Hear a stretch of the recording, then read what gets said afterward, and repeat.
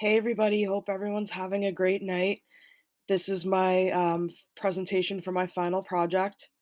It's regarding President Biden's student loan debt forgiveness proposal that he introduced this past summer uh, to the Supreme Court. And let me go on to the next slide here. So my argument is that the Supreme Court should pass Joe Biden's student debt relief proposal. Student and former student federal loan borrowers should receive the $10,000 and or the $20,000 relief disbursement. And some information regarding the details of the plan. It's $20,000 relief if you went to college on if you received a Pell Grant, even if it was only one time that you received it, and $10,000 if you didn't receive Pell Grants, however, if you took out loans, if you received loans. The forgiveness, you can only receive it if you were making less than $125,000 per year. And then we're currently still going through the the payment pause. However, that may be getting lifted soon, depending on what the Supreme Court decides based on this decision. So currently, when Biden announced this past summer, um, it was a handful of states sued the proposal, and it went through the Eighth Circuit Court of Appeals, and it was blocked. Right now, the Supreme Court is hearing arguments still, and they're expected to make a decision, I believe, sometime, hopefully by June or July of this year. Um, and the majority of the justices are conservative slash Republican, although they're not supposed to designate parties. That is the case.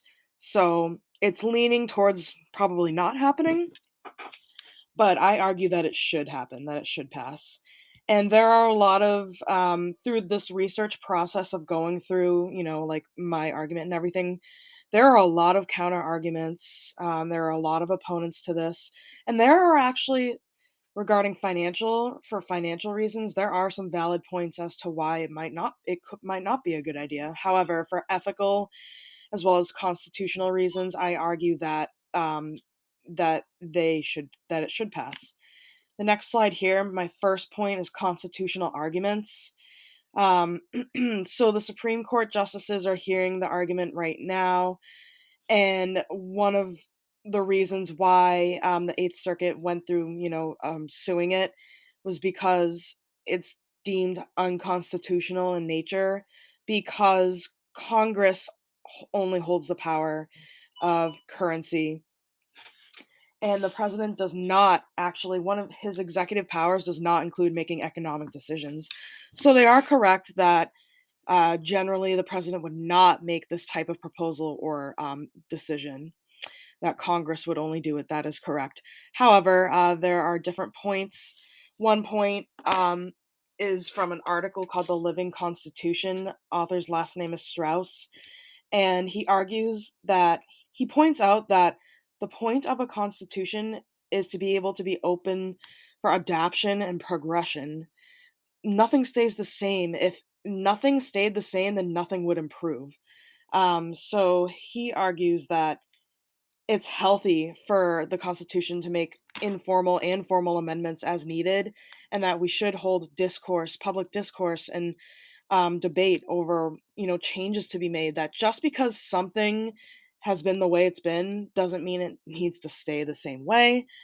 And the other argument is that, excuse me, it is constitutional in nature. And one of the examples is the HEROES Act of 2003. Um, Both Republican and Democratic presidents have used this clause to pass certain financial resources in certain situations. During COVID, the Trump administration used this clause. So from this excerpt from the HEROES Act that was passed, and so that's what Biden is seeking to use for that. So it is a valid request considering everything that's going on, the climate of our economic climate, post COVID, inflation, everything going on.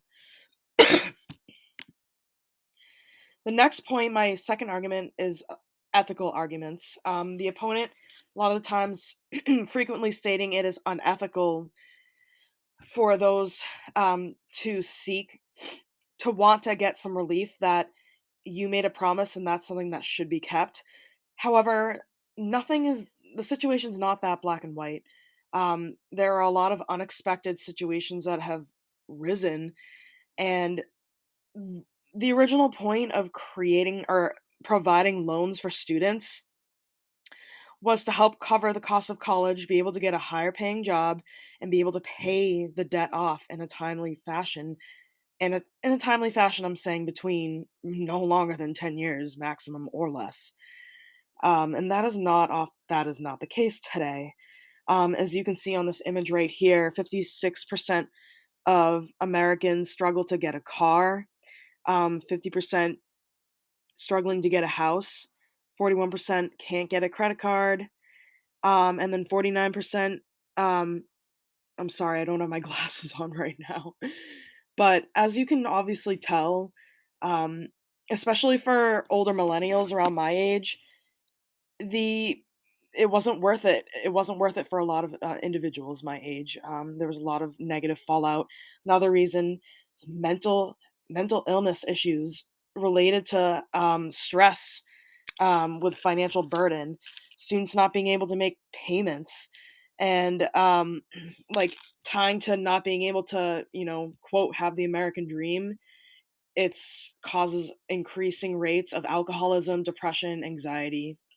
And then another reason why ethically the forgiveness should be passed is that student loan debt um, disproportionately affects students of color. So this is a really important like ethical reasons just to pass this just alone. There are like a multitude of reasons.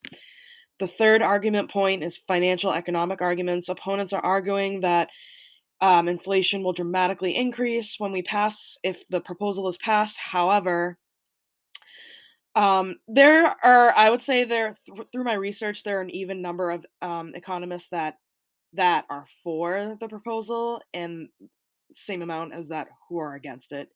It's hard to exactly predict what's going to happen in the future, and that is the truth right there.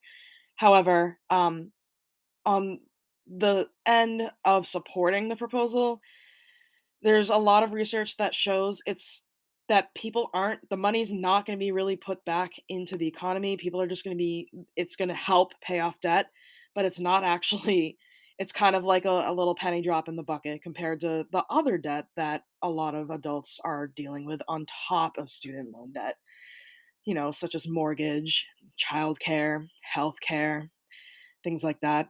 So it's not really going to cause a big bounce back. Um, However, there is a valid opponent argument point that, passing the relief could just drive the cost of college to keep going up, and that is a very valid point. However, it's going to keep going up regardless.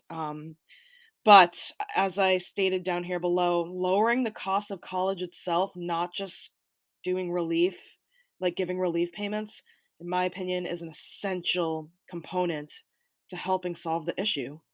And then another issue is that Sally Mae is a private loan company, but they're still government backed. At the end of the day, the banks are getting covered. So there like, changes need to be made. Um, and so thank you for listening and watching. This, I, l- watching and watching